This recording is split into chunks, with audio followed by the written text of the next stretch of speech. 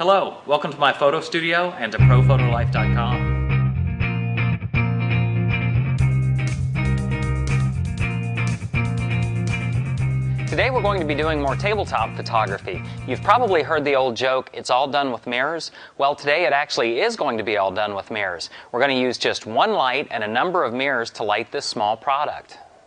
This video gives me an opportunity to show you some of the little inexpensive DIY kind of items that we use in the studio for tabletop photography. One of the important things that we use is this silver poster board, which is readily available craft stores, paper stores, and we cut it up into smaller pieces so that we have small reflectors. The reverse side is white, so we have white or silver reflectors. The silver is going to reflect more than the white does, giving a sharper edge to the lighting.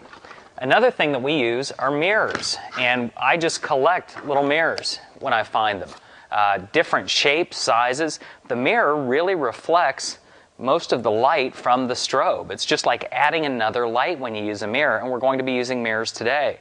One of the odd kind of mirrors that I've found, and I don't even remember where I picked these up, are some concave mirrors. And so they dip in the center, they're dished, and these create a very hard point of light. They really concentrate the light. So we have those.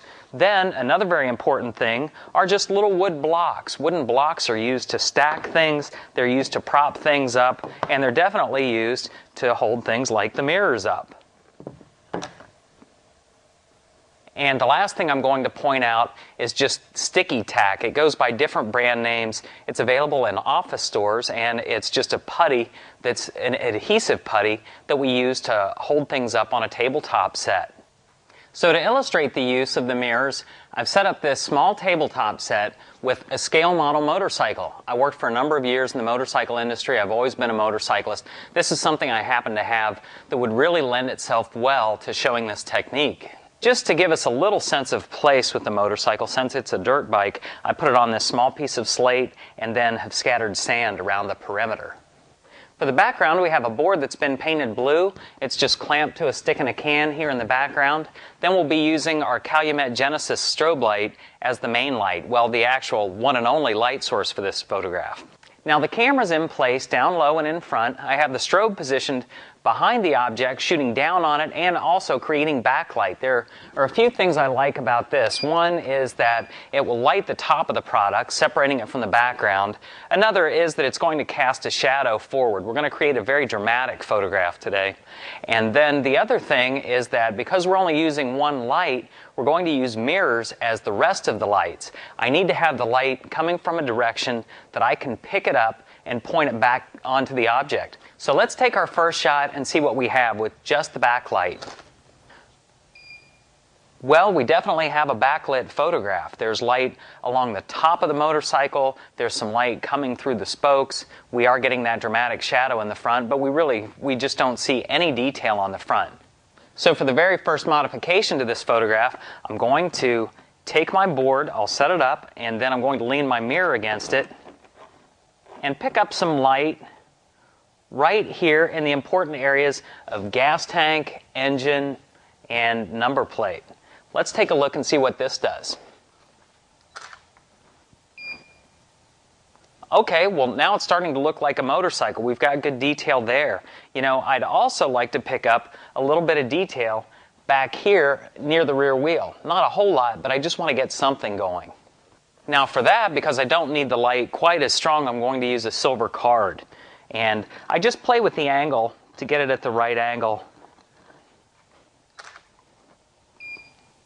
Well, good, it's starting to come together. You know, there's still a lot of dark areas that are getting lost in that background. I think another important part of the motorcycle, and as we discussed in the shot we did last week with the coffee maker, you have to keep in mind what are the important features of the thing you're shooting. And with this, I think the texture of the knobby tires is very important. I don't think every knob on every tire needs to show, but we do want to pick up some light in that front tire that's facing the camera, that's closest to the camera. If we can pick up texture there, then the viewer will know that that's really a knobby tire.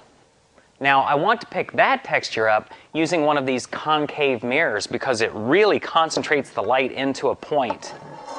And I'm going to use a little sticky tack on the 2x4 again to keep it from slipping. And there we go. And I am just skimming a little bit of light into the front of that tire. Just right there. That's what I'm looking for. Let's take a look at that photograph. Good. I think that one little addition really says a lot. I think we're getting pretty good. You know, we do have this blue background though, and we're not really utilizing it. We don't have a background light, but we do have mirrors and cards. Let's use those. For just a little bit of light behind the motorcycle's front tire, I'm going to take a card and I'm going to reflect it into the back. And then I'm going to take one of the rectangular mirrors and shine it onto the back. Now to get the light from this mirror onto the background, I'm going to use a stick in a can and an L bracket. It's just a wooden L bracket. And by clamping this all together, I can situate this background light exactly where I want it. And I think you can see that clearly. You can also see that we're really getting the shape of this rectangular mirror on the background. I think it looks really good, you know, for just a fun, quick photograph using one light. Let's take a look again at all of the different things we've used here on the set, and then we'll go through the series of photographs. So we're using a total of 2 silver cards, 2 rectangular mirrors, and 1 circular mirror, and then just our Calumet Genesis strobe. So let's take a look again at our series. We started out with just the backlight on the motorcycle, very dramatic, you know, obviously no detail here.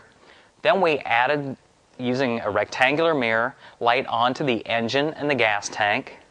Then we added just a bit of light onto the rear of the motorcycle, the back tire and the swing arm. Then we hit the front knobby tire with some really hard light picked up from that circular mirror.